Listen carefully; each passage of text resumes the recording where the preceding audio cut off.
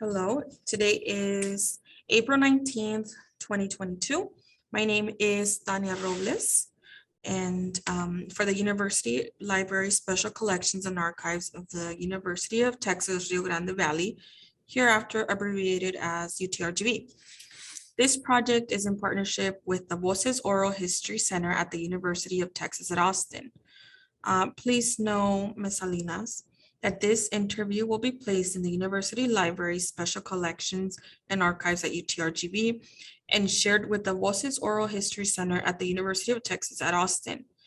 If there is anything you do not wish to answer or talk about, I will honor your wishes. Also, if there is something you want to talk about, please bring it up and we'll talk about it. The University Library Special Collections and Archives will archive your interview along with any other photographs and any other documentation you are willing to share. UTRGV University Library will retain copyright or non-exclusive rights to the interview and any other materials you donate to the Special Collections and Archives at UTRGV. Because we are not conducting this interview in person, I need to record your consenting to make sure you agree with our interview procedures before we continue. So I'll ask you a series of 6 questions. Please say, yes, I agree, or no, I do not agree after each question. First question, do you give the University Library Special Collections and Archives at UTRGV consent to archive your interview and your materials at UTRGV University Library? Yes, I agree. Do you grant UTRGV University Library Special Collections and Archives right, title, and interest in copyright over the interview and any materials you provide? Yes, I agree. Do you agree to allow UTRGV University Library Special Collections and Archives to post this interview on the internet where it may be viewed by people around the world? Yes, I agree. Do you grant the University Library Special Collections and Archives consent to share your Zoom interview with the Voces Oral History Center at the University of Texas at Austin for inclusion in the Voices of a Pandemic Oral History mini project, which will include posting the interview on the internet? Yes, I agree. Okay, as you recall, we previously filled out a pre-interview form. We use information from the pre-interview form to help in research. The entire form is kept in a secure Voces server at the University of Texas at Austin. Before Voces sends it to UTRGV University Library Special Collections, we would have stripped out any contact information for yourself or family members, so that will not be part of your public file. Your public file will only be accessible at UTRGV University Library. The final 2 questions ask for your consent on what I just described. Do you wish for us to share the rest of your interview in your public file available to researchers at UTRGV University Library Special Collections and Archives? Yes, I agree. On occasions, UTRGV Special Collections and Archives and Voces receive requests from journalists who wish to contact our interview subjects. We only deal with legitimate news outlets. Do you give consent for us to share your phone numbers or email with journalists? Yes, I agree. Thank you for your consent. Your experiences and stories mean a lot to us at UTRGV Special Collections and Archives. I look forward to what you say in your interview questions. I will now ask. Okay, Marybelle, so the stories and experiences that we're looking for are for an end of course English teacher in an early college at La Jolla, Texas during the COVID-19 pandemic, which is still going on. An end of course class, they assess students learning through their student learning through a standardized test. And in Texas, students take the State of Texas Assessment of Academic Readiness, or the STAR, in their EOC course. So Marybelle, thank you for your time. Like I said earlier, your stories and experiences are valuable to us at UTRGV Special Collections and Archives, and to our partners at the Voces Oral History Center at the University of Texas at Austin. Because you are an EOC teacher at Jimmy Carter Early College High School, an advocate for your students, and because you are a mother of 3 children, I know you have many meaningful stories and experiences to share on how COVID-19 has impacted these roles you carry out in your life. So before we talk about COVID-19 stories. Can you please share with us a little bit about yourself, who you are, how you wish to be known? Like, who is Marybelle Salinas? Sure. Okay. So let's see. Where do I begin? Well, this is my 15th year of teaching. And initially, when I started my educational journey, um, I was a special ed teacher. So I taught special ed for 7 years, and I was a resource teacher. I did content mastery. I did inclusion, all with the area of ELA and reading. I was also a dyslexia teacher. And then until I ventured off to La Jolla ISD back in, I believe it was 2014. And since then, I've taught English 2, English 1, and I was also the avid instructor for the time being. I guess it was in 2015. So I guess I've worn many hats when it comes to education, going from the special ed to general ed population. Okay, very good. So this first section of questions will ask you to please share your stories and memories from when the COVID-19 pandemic first made its impact around December 2019 to 2020. So I want to ask you, can you share some memorable stories about how you first heard or learned about COVID-19, whether through radio, television, children, social media, family?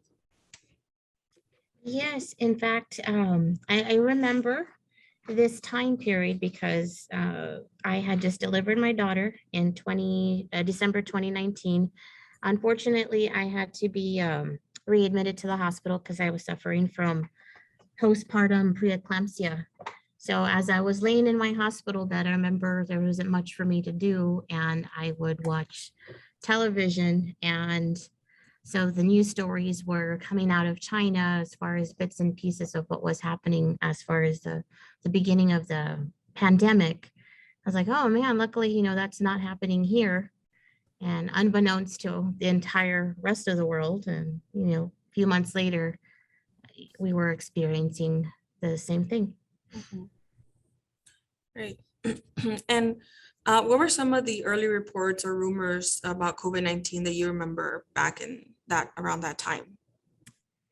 Well, I guess there was just a lot of inconsistency as to what COVID was. I don't think the public really understood the seriousness of it or what it all entailed. Like, okay, well, how do you contract it? Is it something that's spread in the air? Is it by touching? Is it by what exactly? So I think there was just a lot of speculation at that point as to what COVID was. The rumors that it was just a cold or nothing serious, and then it obviously snowballed into, okay, people are losing their lives over this. So obviously there was just a lot of misconveyed information that was out there. Right. Okay.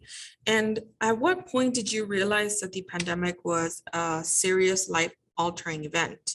Or did you never think it was serious?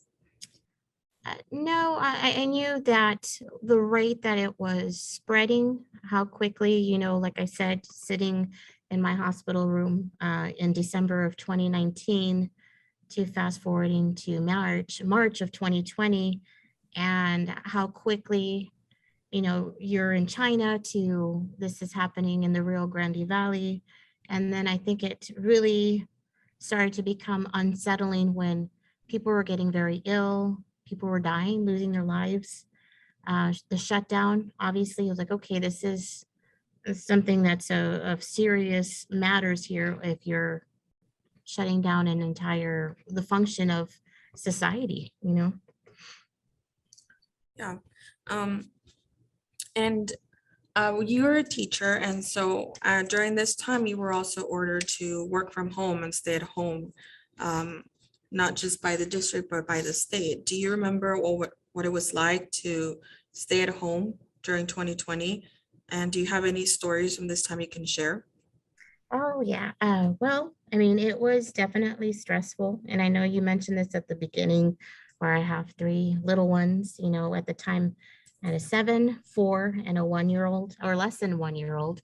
Uh, I guess she was a matter of a couple of months, maybe, when the pandemic started. So it was hard enough just to transition in normal life from 2 to 3 children. And then now your work is now at your home. So there was not a divide between, okay, this is work and this is my time with my family. So it was just a matter of trying to find a balance, and it was hard. And I remember being in Zoom meetings at the tail end of, what was it, the 2019-2020 school year and into the 2020-2021 school year, of holding my daughter, having her fuss when I'm trying to instruct. I have, my oldest being in school and trying to help him navigate through online learning. And then my middle son, Netflix was saving grace, and, trying to pacify him to, Mhm. Be a mom to the little one and then help out my oldest in schooling. Right. Um, and so during this time, over the last couple of years, what news media, social media, and other sources did you rely on to keep, and currently rely on to keep you informed about COVID-19? And why do you prefer those news sources? Well, for starters, I excluded anything from social media. The reason for that is just like the insurmountable amount of misinformation that exists there. And I did not want to fall prey to misinformation. You wanted to know what was happening. So I relied heavily on, CDC and even some of the local news media and national news media, and just try to avoid anything like on, I don't know if I'm supposed to say Facebook or Twitter, Instagram, because everyone becomes an expert without being an expert. Yeah. Okay, and can you share with me what you understand about COVID-19 as an infectious disease and how you feel it's impacted society? And likewise, share why what you don't understand about COVID and wish you could know more about. Well, I mean, what I understand is that it affects people differently, right? For some people, they can be asymptomatic. For other people, it could cause serious harm, or even death. And as far as things that I don't understand about COVID, I mean, I guess there's still so much unknown to it. And, as far as like, okay, the vaccines that we're currently taking in these boosters, how long are we covered for? Mhm. Are we going to have to be doing this every 2-3 months to be boosted up, or whatever the term that they're coining for vaccinations? When will it just become on a yearly basis, or are we no longer going to need vaccination? So it's, those are the questions that I have about COVID. Okay. Do you feel that your family has the same beliefs as you about COVID, or are there some members who take it more seriously or lightly?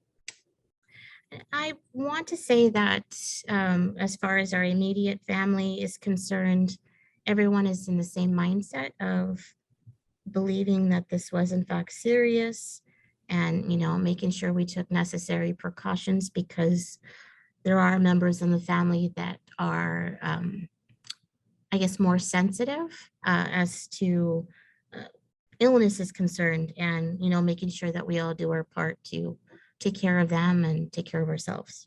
Okay. And so we're moving on to the next part, and this part is asking you to share any stories about COVID-19 vaccines and any vaccination related stories you may wish to tell. So, did you get a vaccine and any follow-up booster shots? Yes, I received the first and the second dose and the first booster shot. Okay, what was that like? Did you find it easy or difficult to schedule, to wait? Or do you have any memories you can share about the place where you were vaccinated and boosted? Well, the first dose was very difficult to come by.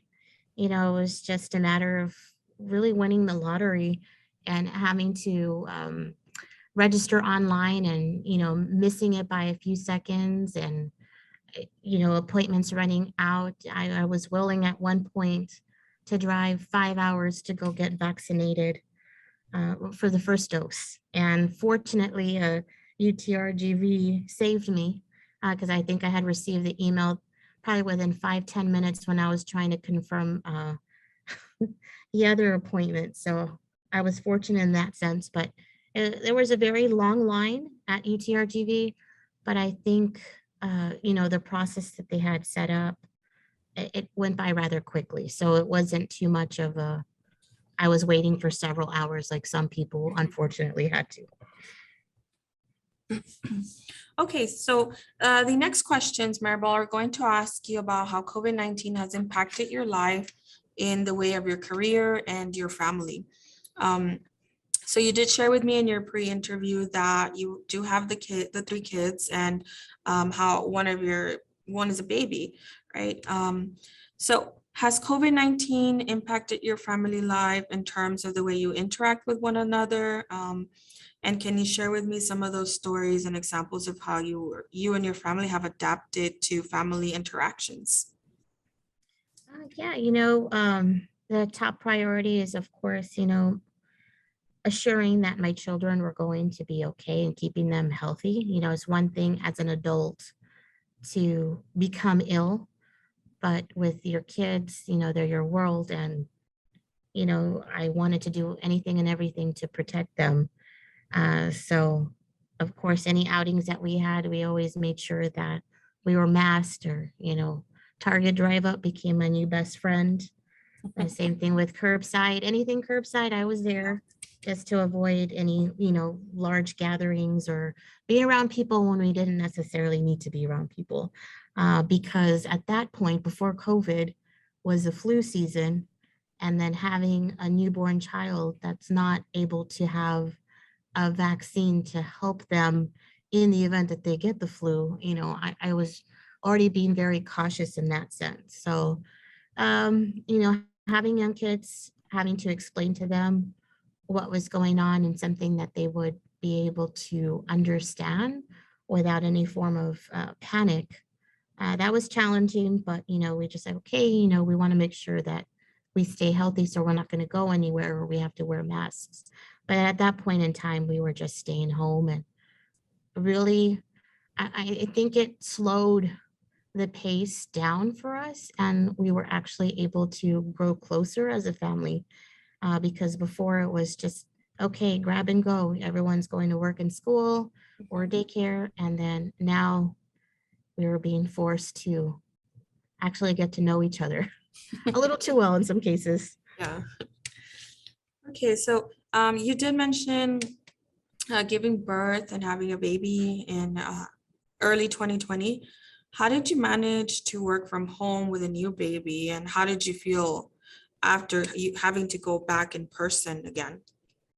Oh, I don't know how I survived. And there was a lot of crying involved, and a lot of stress, and trying to navigate schedules Mhm. as to, okay, here are my classes from start to finish, and then navigate my son's schedule and my husband, who's also a teacher. And, okay, playing tag, you're it, you take care of the kids now, as I try to teach my class and lunch. And it it was madness. We were very fortunate, at least for a couple of months, to have a babysitter, and that helped out tremendously. But when the new semester started, she was no longer able to help us out. So, for a time being, I thought I was going to have to quit my job, because it just became unbearable, where I couldn't put all the pieces together and see, like, oh my gosh, how are we going to do this? So we just literally took one day at a time. Mhm. And my husband would be like, just don't quit yet. We're gonna get through this. And so we did. It was hard, but we managed. Yeah, I'm glad. Um, so can you also share some of the best moments of working from home as a mother? Oh yeah. With my two sons, I felt like, after they were born, I missed out on a lot. My oldest, he was born in November, and by January, I was already back at work. So he was literally 7, 8 weeks when he was being taken care of. And my other son, he was just a couple of months old too. So I felt like I was missing out on several firsts, like the first time that they had solid food and crawling and walking and talking and because, of work. So with my daughter, it was a little bit more special because I was able to be there and witness that, even though I was working and very, very stressed out. But I guess those were the nice little gifts in between of being able to stay at home with my daughter and watch her grow up and grow that bond with her. Yeah.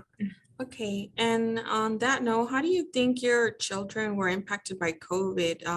How do you think they did, like in school, daycare, or with their babysitter once you had to come back? I think for my oldest, because at that point he was the only one in school, it was a complete transition. We struggled with him with the online learning. I mean, it was tantrum after tantrum. It was very hard for him to grasp, the concepts that were being taught, but just really understanding like that was his new mode of learning. So he had a lot of difficulty with that.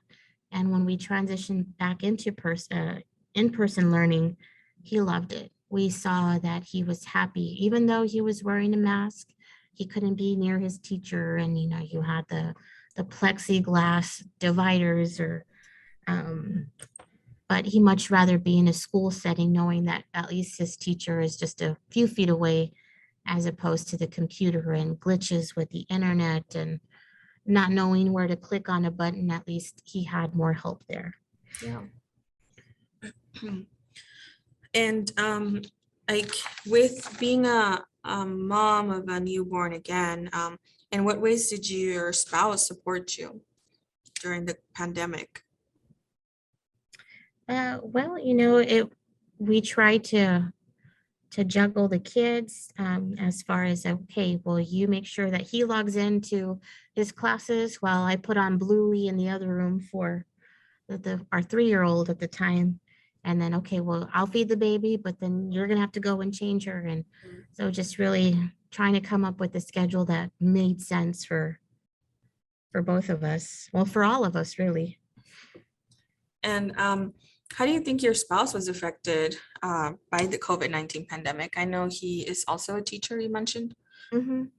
And I know, I guess we both had the same sentiments, and there was that blurring of your job and your home life. Because now, after this, I'll drive home, pick up the kids, and we'll be home and spend time. But at that point, you didn't really end work because it was just nonstop of submitting paperwork and calling parents and students. And you're working well into the evening, and there was never a definitive, okay, I'm at home, so I'm going to focus on the family, because we were home 24/7. Yeah. So that was really hard, not only for him, but for both of us, really, where we had to draw the line of this is work, and then now this is going to be our family time.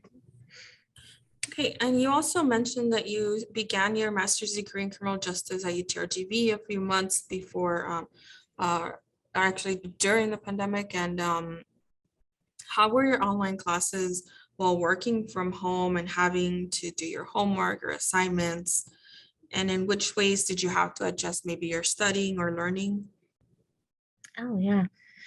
Well, I always told myself when I was younger that, this is not the right time to start the master's program. I've been saying that for, gosh, nearly 20 years. So I figured what better way than to wait for a pandemic to begin and ensue, and then I could start a master's program.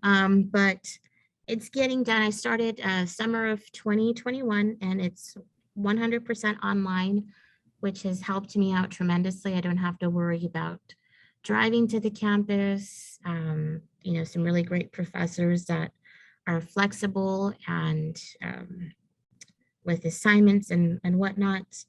But it has been a challenge, working full time, being a mom full time, and now taking on the role of student full time. So it's definitely, I was a little rusty at first, but I guess I've grown accustomed to it. And, hopefully in December, if all goes well, I will be graduating.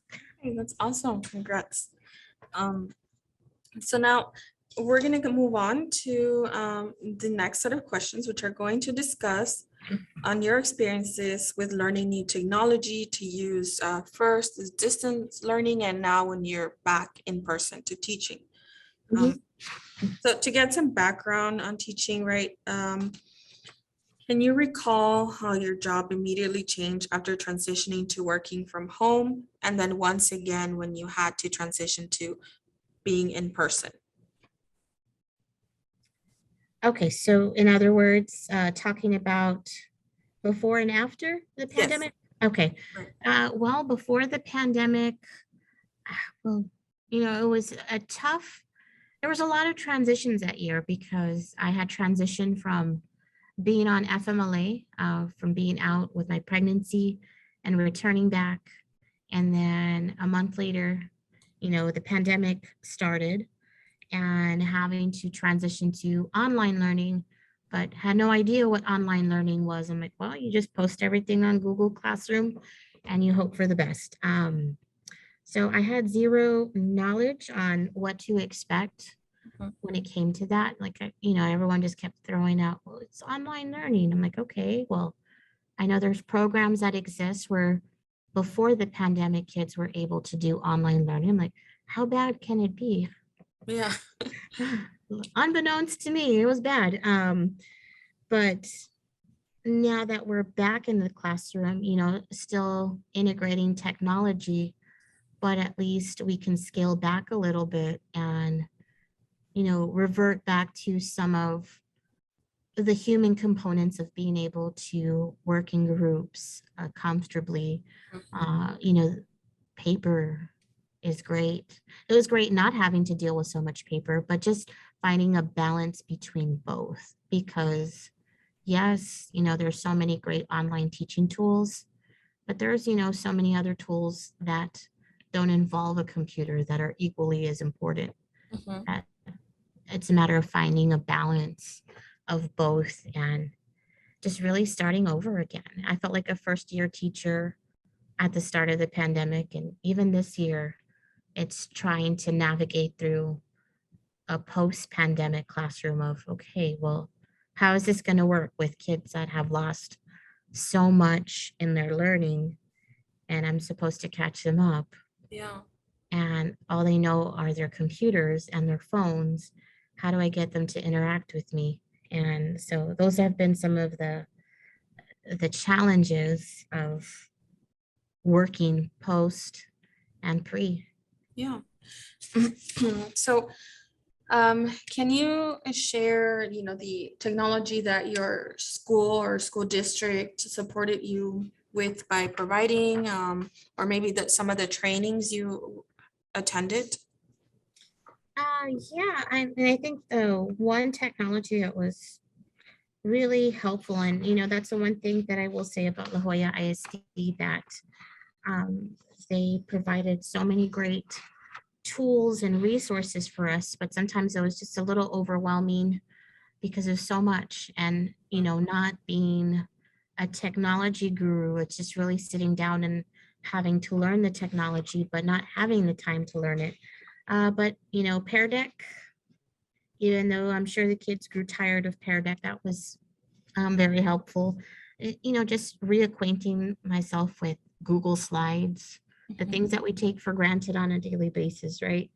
Google Meet, and what else was out there? I feel like there was more. I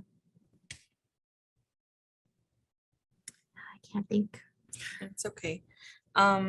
So can you describe maybe a time that you had to help someone else, like a colleague or a student, to use technology, or a time that they also helped you manage or navigate technology? Uh, let's see. As far as helping students out, well, I mean, there were numerous, having issues with their hotspots and kind of guiding them through the phone, how to set it up and what they should look for. I tried to implement little videos where things like, okay, well, that's common sense. They should know that. But in fact, they didn't know that. So I know some students had said, thanks for posting that. I was too embarrassed to ask. So just not assuming that they knew what they were doing. It felt like we were all in the same boat. And, Right. even having some students help me out, like, Miss, you need to click on this button. I'm like, oh, okay. Well, that's how you enlarge your screen. Got it. Yeah. Okay. And what do you think are some of the best takeaways from learning new technology and integrating them into your teaching, and maybe some of the drawbacks of that?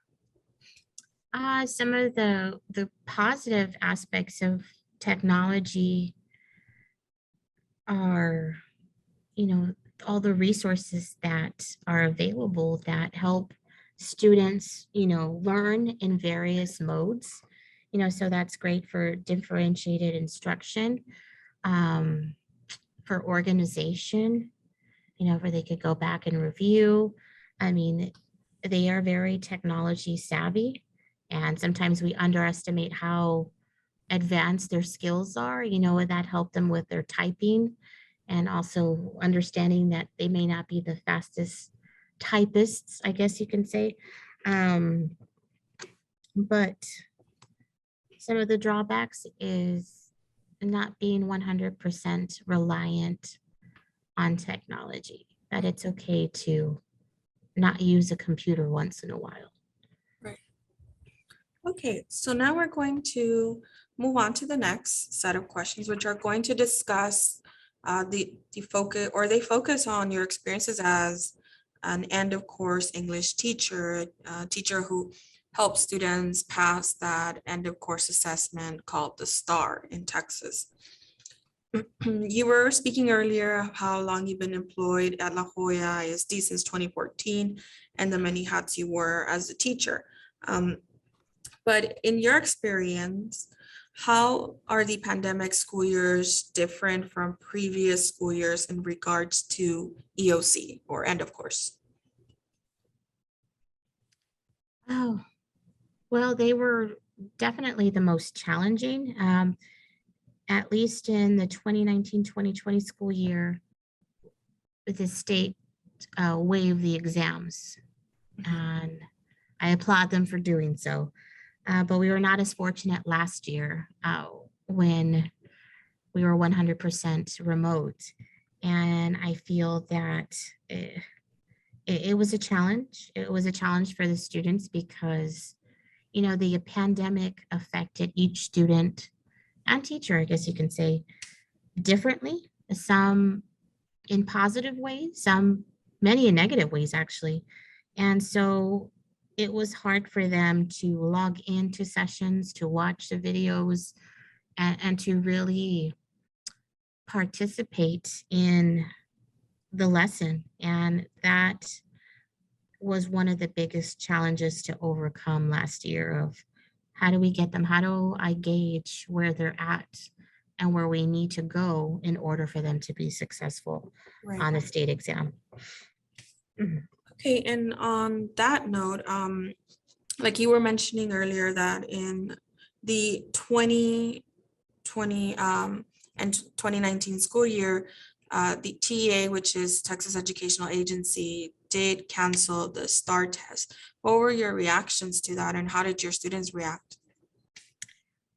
With a sense of relief. Like I said, I had just gotten back from maternity leave, and it was crunch time, and so we were practicing,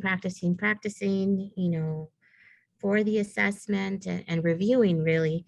And I figured, okay, right after spring break, and once they delayed the start back to school in March, I was like, oh my gosh, how much time is that going to leave me to review with the kids after the break? That's going to be cutting it very close.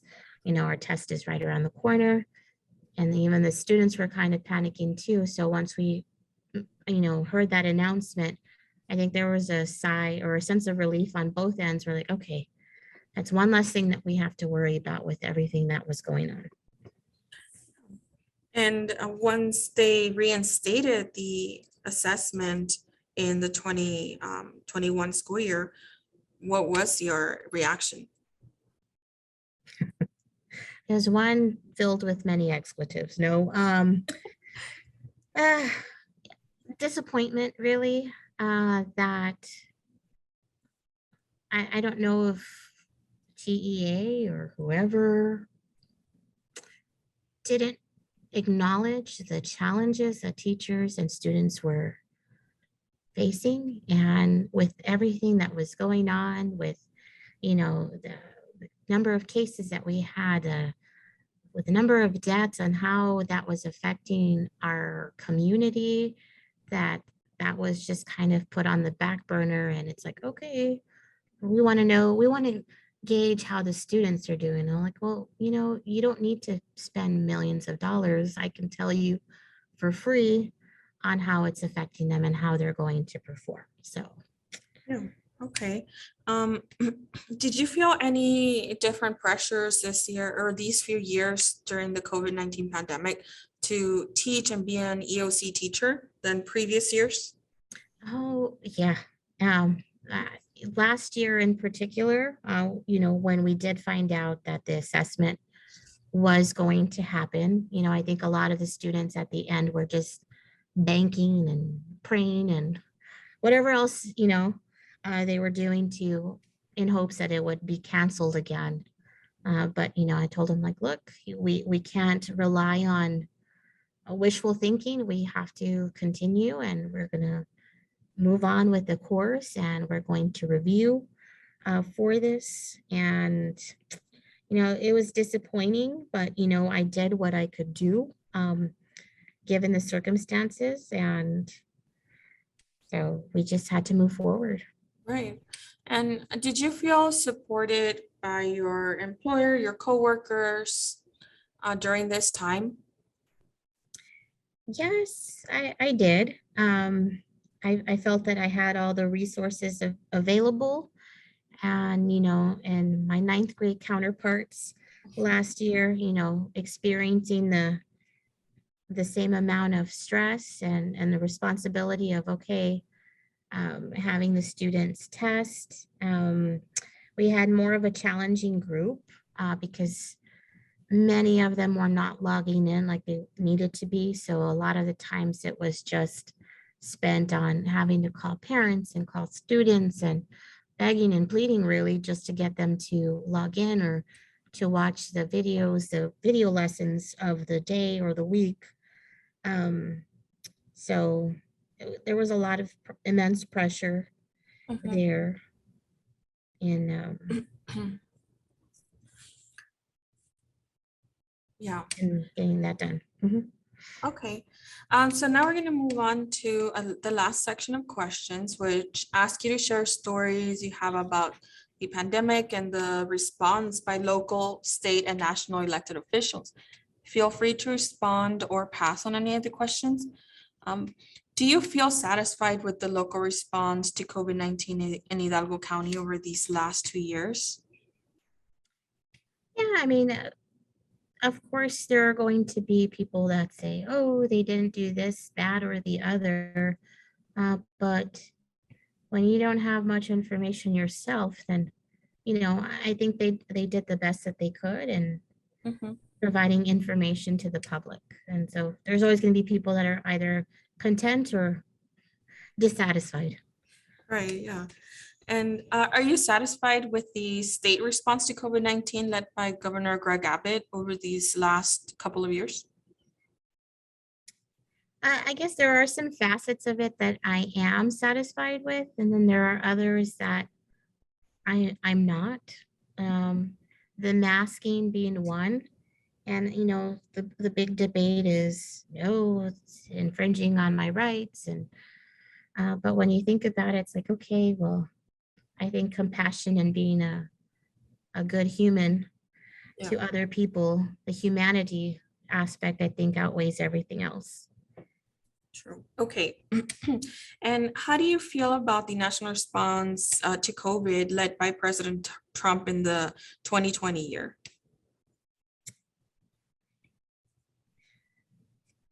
Although comical at times, I felt like there was just a lot of downplaying and miscommunication.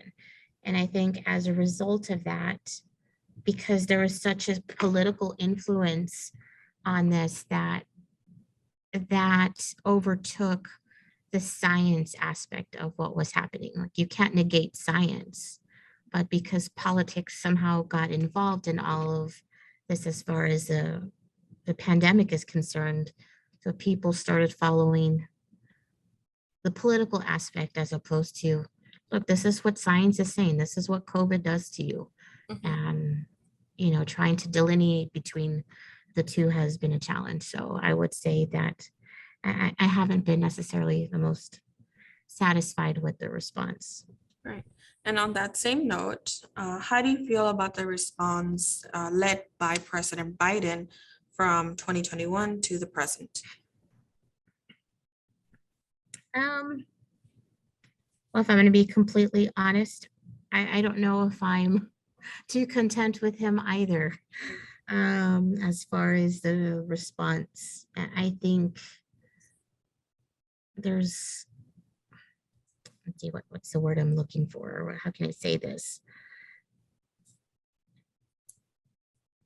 I think there are a lot of things that need to be considered, making decisions. And so some people are going to be happy about it and some people are not. Okay. So if you had the power of political office to respond to COVID-19, what would you have done different, or what would you do different now? Be transparent. And I think that's what the big issue was, that I feel like it was not being articulated clearly from the get-go of the seriousness of this virus. And it's like, oh no, everything's good. We're all good. No, nothing's gonna happen. And this is what happened.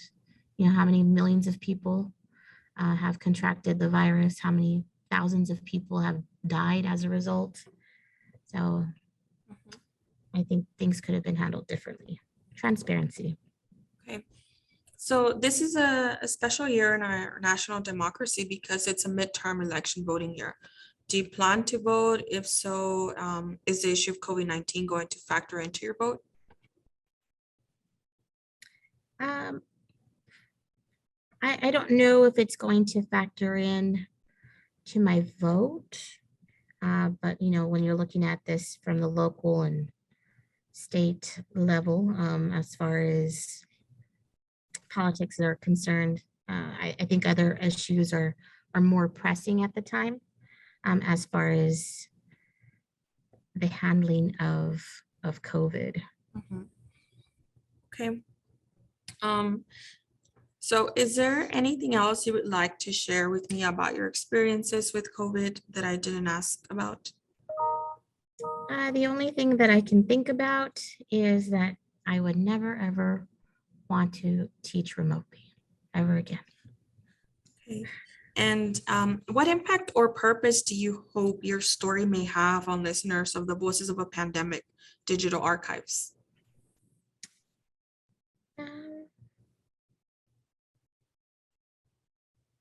Well, I hope that people will get to see various perspectives of what life was like. I'm sure for some people, they had it a little bit easier than others. Others suffered greatly. And it's just really important to give each person a voice and to hear it and let them speak their truth. Okay. Well, thank you, Marybelle, for sharing your stories with me and the Voices of a Pandemic Oral History Project. So have a great day. Thanks, you too.